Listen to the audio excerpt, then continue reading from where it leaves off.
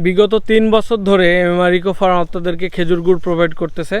এই যে সেই খেজুর বাগান থেকে আজকে আমাদের গাছগুলো রেডি করা হচ্ছে। গাছগুলো সুন্দর করে পরিষ্কার করে ঝুড়তে হচ্ছে প্রথমে, সেখান থেকে আমাদের পরবর্তী ধাপ গুড় তৈরির কাজ শুরু হবে।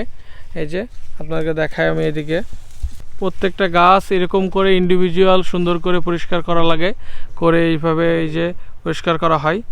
প্রত্যেকটা গাছ এরকম করে পরিষ্কার করতেছে, এরকম করে রেডি করে 1-2 সপ্তাহ শুকানোর পর ইনশাল্লাহ এই মাসের শেষের দিক থেকে আমরা রস পাওয়া শুরু করব।